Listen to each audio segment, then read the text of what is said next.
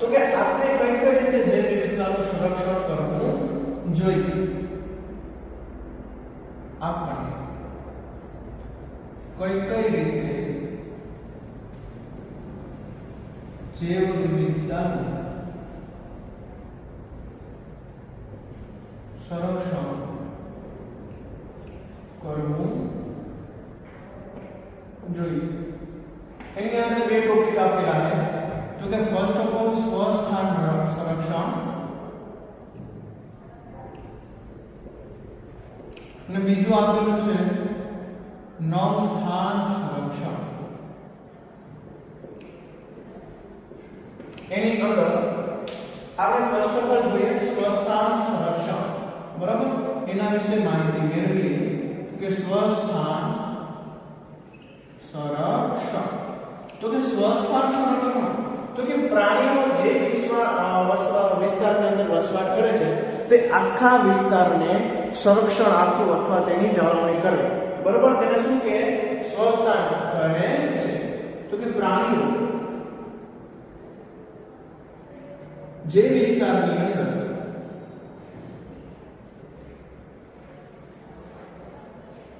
વસવાટ કરે છે તે વિસ્તારને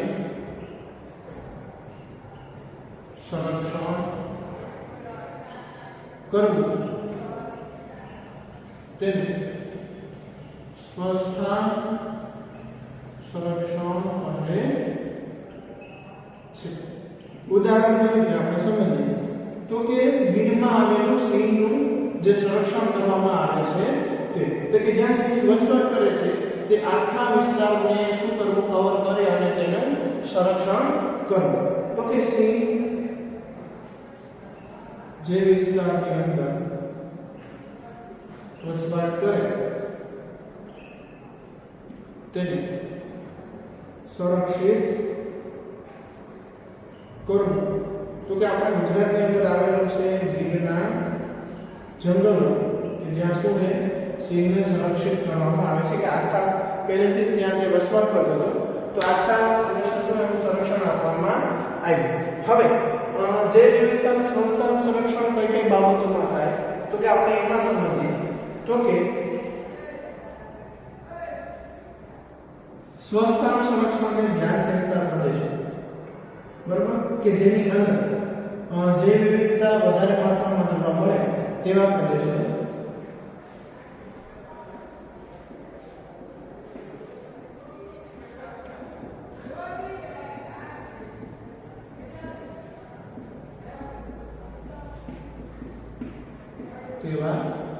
પ્રદેશો.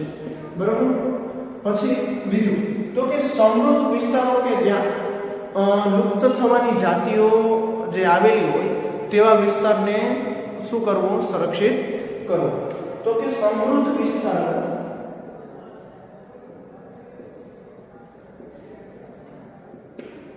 બરાબર જે લુપ્ત થવાના અથવા લુપ્ત થતા સજીવો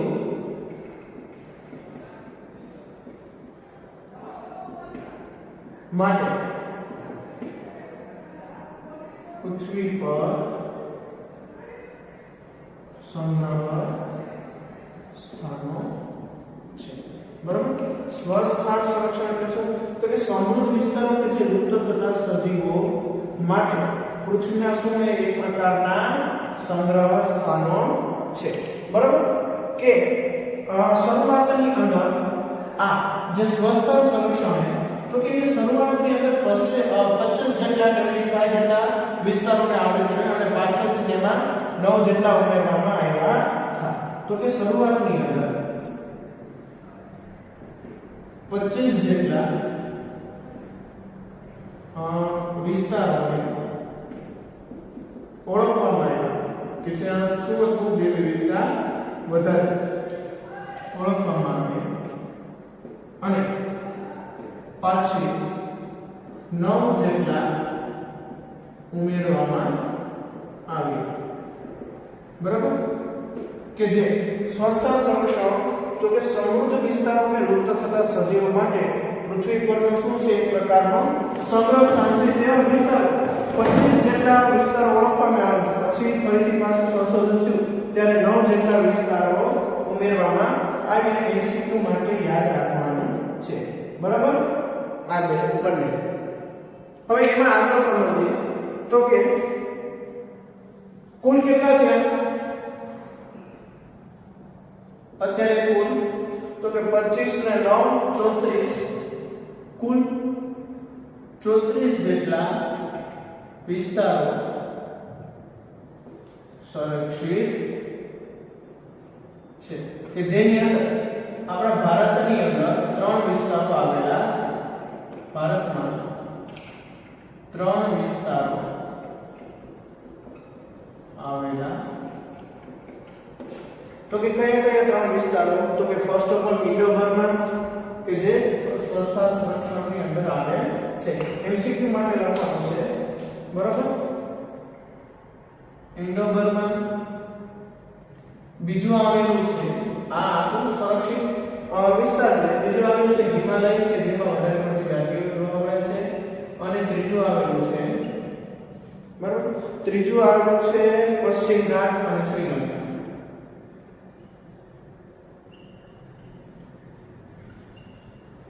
શ્રીલંકા કે જે ભારતની અંદર 3 વિસ્તારોને આવરે છે. આ બધા વિસ્તારો ભેગા થઈને પૃથ્વી પર કેટલો 3% જેટલો વિસ્તાર રોકે છે. 2% જેટલો વિસ્તાર રોકે છે. તેથી 30% જેટલી જે લુપ્તતાનો દર છે તે શું થઈ ઘટાડો થયો છે. તો આ બધા વિસ્તારો પૃથ્વી પરના 2% જેટલા વિસ્તાર રોકે છે, જેથી 30% જેટલો લુપ્તતાનો દર ઘટ્યો છે. બરાબર? જે સ્વસ્થાન સંરક્ષણ એટલે કે જે પ્રાણીઓ જે વિસ્તારની અંદર વસવાટ કરે છે તે આખા વિસ્તારને સંરક્ષણ કરવું તેને સ્વસ્થાન સંરક્ષણ કહે છે. ઉદાહરણ તરીકે સિંહ જે વિસ્તારની અંદર વસવાટ કરે છે તે વિસ્તારને આખાને સંરક્ષિત કરવું. બરાબર? ઉદાહરણ તરીકે ગિરનાર જંગલ. તો કે સ્વસ્થાન સંરક્ષણમાં શેનો સમાવેશ થાય અથવા શેના લીધે કરવામાં આવે? તો કે જે વિવિધતા વધારે માત્રાની અંદર હોય એવા વિસ્તારોને આની અંદર આવવામાં આવે. બરાબર? હવે આનું કાર્ય શું? તો કે સમૃદ્ધ વિસ્તાર કે જે લુપ્ત થવાના ગાળે છે તો એને સંગ્રહ કરવા માટે સ્વસ્થાન સંરક્ષણ આપવામાં આવ્યું. જે પૃથ્વી પરનું શું છે એક સંગ્રહ સ્થાન છે. શરૂઆતની અંદર 25 જેટલા વિસ્તારો જોવામાં આવ્યા કે જે ખૂબ જ માત્રાની અંદર જે વિવિધતા ધરાવતા હતા. ફરીથી સંશોધન કરવામાં આવ્યું ત્યારે એની અંદર 9 જેટલા ઉમેરવામાં આવ્યા. ટોટલ કેટલા થયા? 34 જેટલા વિસ્તારો. તેમાંથી ભારતમાં 3 આવેલા છે ઇન્ડો બર્મા, હિમાલય અને પશ્ચિમ ઘાટ. શ્રીલંકા બંને એકમાં જ આવેલા છે. બરોબર? હવે આ બધા વિસ્તારો ભેગા થઈ 34 જેટલા વિસ્તારો ભેગા થઈ કેટલું 2% જેટલો જમીન વિસ્તાર રોકે છે. જેથી જે લુપ્તતાનો દર શું છે 30% જેટલો ઘટ્યો છે.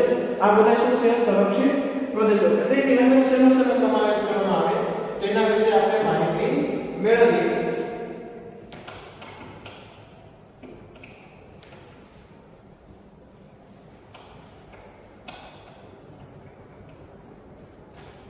જે આની અંદર જે વિસ્તારો આવેલા છે તો કે સંરક્ષિત પ્રદેશો.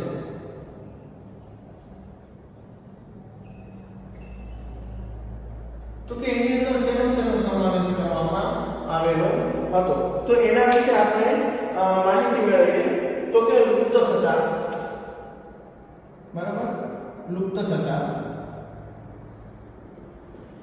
જે લુપ્ત થવાને ગાળે હોય લુપ્ત થતા વૃક્ષો અને સરોવર, બરાબર, કે જે આખા વિસ્તારને આવરવામાં આવ્યા. બીજો કોનો સમાવેશ કરવામાં આવ્યો તો કે જીવાવરણ સંરક્ષણ. જીવાવરણ સંરક્ષણ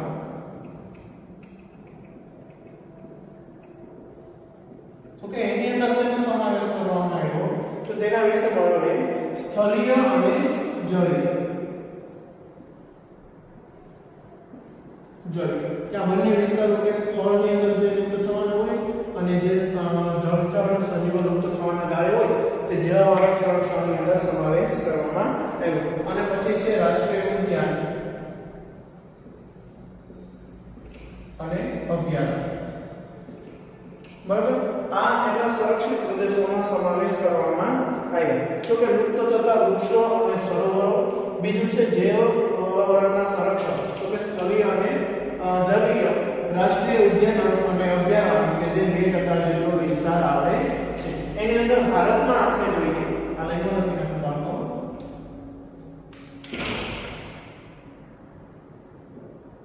સ્થળીય અને જલીય.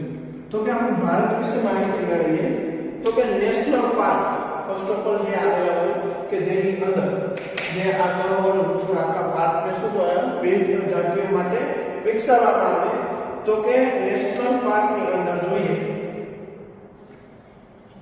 જે સુરક્ષિત પ્રદેશો છે એની અંદર તો કે કેટલા ભારતમાં આવેલા છે 90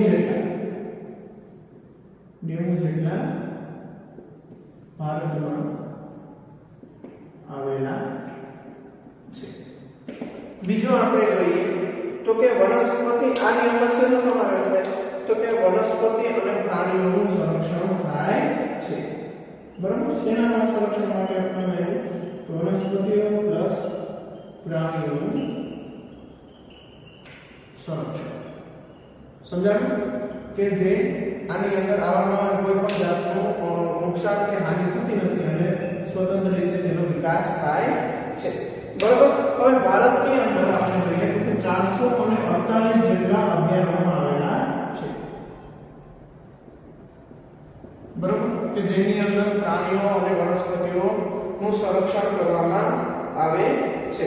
બરાબર, આની અંદર વનસ્પતિ અને પ્રાણીઓનું સંરક્ષણ કરવામાં આવે. આની અંદર ફક્ત પ્રાણીઓનું સંરક્ષણ કરવામાં આવે છે.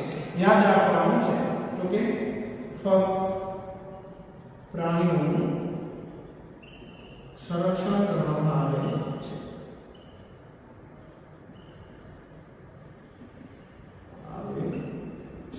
બરાબર, હવે નેક્સ્ટ સમજીએ જેવા વર્ગના આરક્ષિત વિસ્તારો.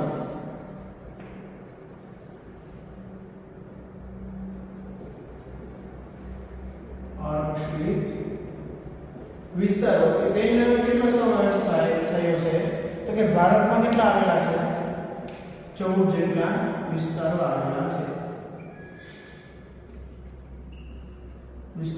હવે અમુકને ધાર્મિક માન્યતાઓ સાથે જોડી દીધા.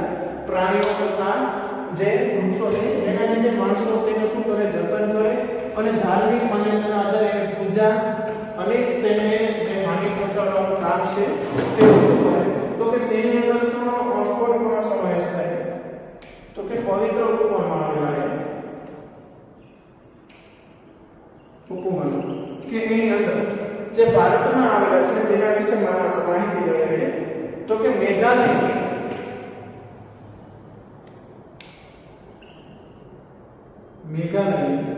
ખાસી અને જયંતીની ટેકરી. બીજું છે રાજસ્થાનની અંદર આવેલી અરવલ્લીની ટેકરીઓ. બરાબર, રાજસ્થાનની અંદર આવેલી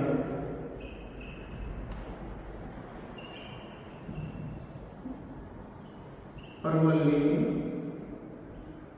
ટેકરી. આગળ સમજીએ હજી કોનો સમાવેશ થાય તો કે કર્ણાટક અને મહારાષ્ટ્રના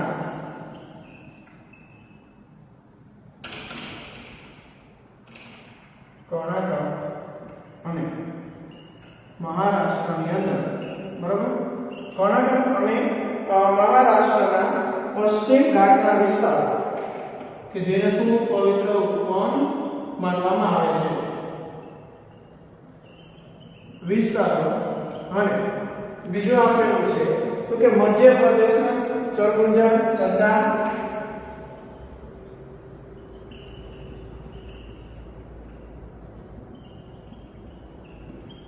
અને જે આ બંને શું છે તો કે આ આરક્ષિત વિસ્તારો અને બસ્તરના વિસ્તારો જેને શું કરવામાં આવ્યા પવિત્ર ઉપકરણો તરીકે માહિતી આપવામાં આવે જેથી કરીને જેના સ્થાનિક લોકો છે તેનું રક્ષણ કરે છે. સંરક્ષિત પ્રદેશોમાં પણ સમાવેશ થાય તો લુપ્ત થતા વૃક્ષો અને સરોવરો જેવા સંરક્ષણમાં સ્થળીય અને જલીય વનનો સમાવેશ, પછી રાષ્ટ્રીય ઉદ્યાન અને અભયારણ્ય. વારંવાર માહિતી મેળવીએ તો કે નેશનલ પાર્ક કે જેની અંદર વનસ્પતિ અને પ્રાણીઓનું સંરક્ષણ કરવામાં આવે જે 90 જેટલા ભારતની અંદર આવેલા છે.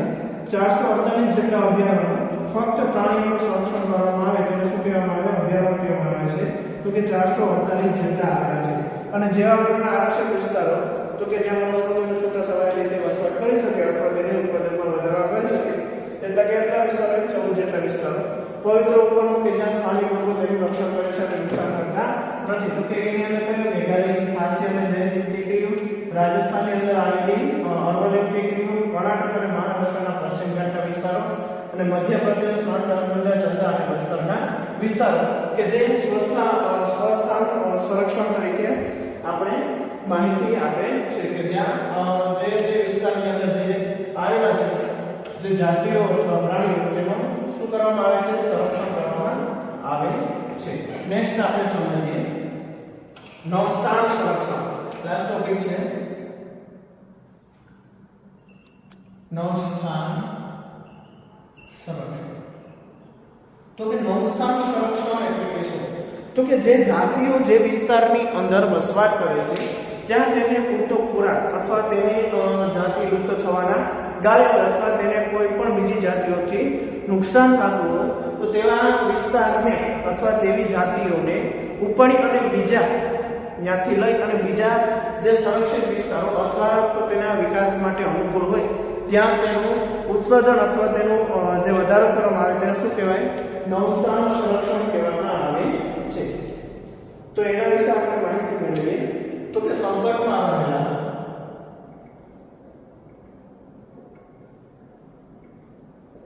પ્રાણીઓ અથવા વનસ્પતિઓને તેના નિવાસ સ્થાન પરથી બીજા નિવાસ સ્થાનની અંદર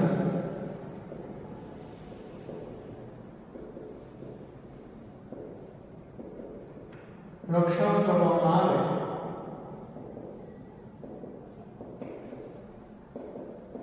તેને શું કહેવાય? નવસ્થાન સંરક્ષણ કહેવાય છે.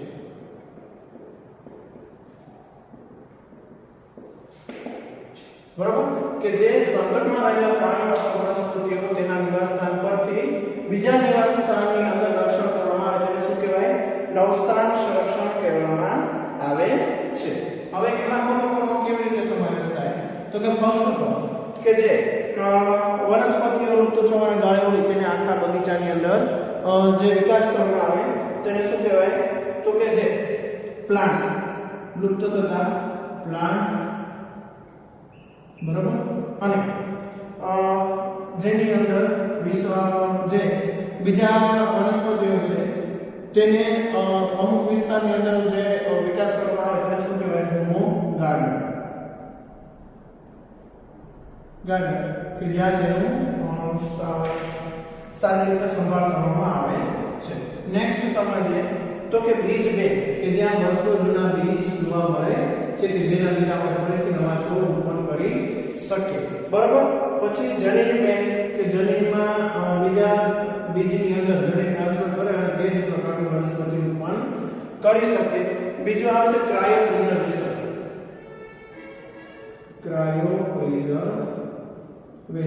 કે આની અંદર -196 ડિગ્રી સેલ્સિયસે કોઈ પણ સજીવને સાચવી શકે મૃત અવસ્થાએ અથવા તે જીવંત અવસ્થાએ બહાર કાઢે જીવંત અવસ્થાની અંદર આપણે પ્રાપ્ત કરી શકીએ. હવે જે ગાર્ડનની જે અંદર કરવામાં આવે તો બોટનિકલ ગાર્ડન,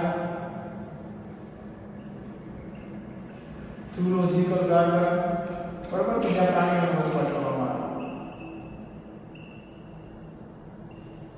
આ બધા શું રહે? નવસ્થાન સંરક્ષણના જે કેન્દ્ર રહે તેની અંદર સંરક્ષણ કરવામાં આવે છે. હવે જે વિવિધતાનું સંરક્ષણ કે આટલી બધી જે નુકસાની થાય છે તેના વિશે વિશ્વના દેશો પણ ખૂબ જ ચિંતામાં મુકાયેલા છે. તો કે એના જે વિવિધતાના સંરક્ષણ માટેના સંમેલનો યોજવામાં આવ્યા હતા. તો કે પ્રથમ પૃથ્વી પરિષદ રિયો ડી જેનેરો કે જે 1992 ની અંદર જે યોજાયેલી હતી, તેની અંદર બધા દેશોએ શું કીધું તો કે સંરક્ષણ માટે યોગ્ય પગલાં લેવા અને તેનો આર્થિક જે ઉપયોગી છે તેને એવી રીતે ઉપયોગ કરવો જેથી કરીને તે લાંબા સમય સુધી જળવાય. તો બીજી પરિષદ ક્યારે યોજાઈ હતી તો કે દક્ષિણ આફ્રિકાના જોહાનિસબર્ગની અંદર. તો કઈ સાલની અંદર 2002. તો કે ત્યાં શું કે વિશ્વના શું નક્કી થયું વિશ્વના 190 દેશોએ પ્રતિજ્ઞા લીધી કે જે આપણે ઉપયોગ કરીએ છીએ બરોબર એનો જાળવણી કરવી એ આપણી નૈતિક ફરજ છે. તો કે તેણે શું નક્કી કર્યું પ્રતિજ્ઞાની અંદર તો કે 2010 સુધી જે લુપ્ત થવાનો ભયનો સામનો કરી રહ્યા છીએ